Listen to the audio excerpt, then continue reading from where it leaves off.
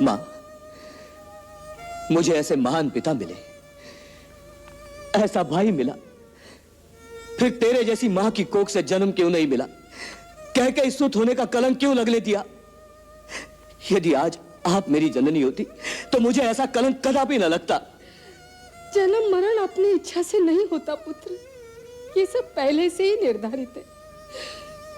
इसी को भाग्य कहते हैं। हम सब उसी भाग्य के हाथों की कठपुतलियां बनकर नाचते हैं। कहीं ने जो कुछ किया वो हमारे भाग्य ने ही कराया, उसमें उस बेचारी का कोई दोष नहीं।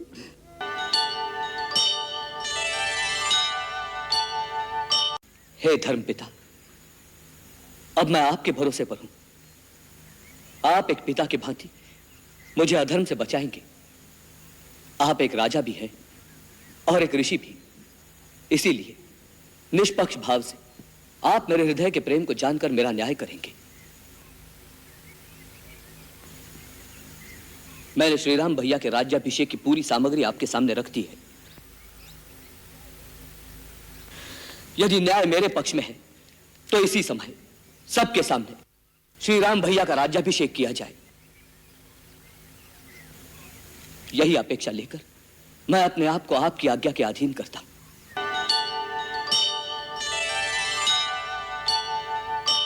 राम भैया के वन में जाने से अधिक पीड़ा तो मुझे इस बात की हो रही है कि आज आपको भी अपने भरत पर संदेह हो गया। मैं आपको कैसे विश्वास दिलाऊं मातेश्वरी? मैं भगवान की शपथ लेकर कहता हूं कि जो कुछ भी हुआ है, यदि उसमें मेरी लेश मात्र भी सहमति रही है तो मेरा सारा ज्ञान, गुरु की दी हुई सारी विद्या इसी समय नष्ट हो जाए और संसार के समस्त पापियों के समस्त पापों का दंड केवल मुझे मिले। मां, आप तो ममता की मूर्ति है मां। मुझे पूरा भरोसा था कि भले मेरे राम भैया मुझ पर संदेह कर जाए, परंतु आप मुझ पर कभी संदेह नहीं करेंगी। बचपन से मैंने आप ही की गोद में अधिक स्नेह पाया है, और आज अगर उसी गोद में मेरे लिए स्थान नहीं है तो ऐसे जीने से तो अच्छा है कि मुझे मृत्यु आ जाए। मां, क्या केवल राम ही आपका पुत्र है? नहीं भरत। भरत नहीं? मैं तो इसलिए आपके पास आया था कि आप अपने स्नेह का हाथ मेरे सिर पर रखेंगी, मेरी घायल आत्मा को अपने आंचल की छाया में शरण देंगी। परंतु मेरे भाग्य में मां का प्यार कहा। नहीं भरत नहीं। मेरे पाप का यही दंड है। माता,